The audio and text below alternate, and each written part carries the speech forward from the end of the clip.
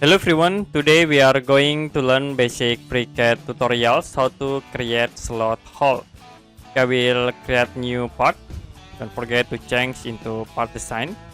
Click create body, create sketch and choose top plan. For example, I will create a rectangle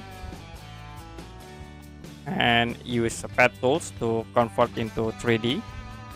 Now if you want to create slot holes in the top of this object, you can select and then click create sketch. Choose these tools, create slot, and we create at this point. This is just for example. Now to make it horizontal, you can use this constraint and then select this line object. You also can set for radius by using this constraint. In here we use default dimension and click close. Now to make hole, you can use these tools, pocket, and then you can set type into drawCAD.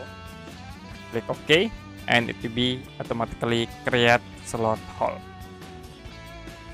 Okay, that's it for basic FreeCAD tutorials how to create a slot hole.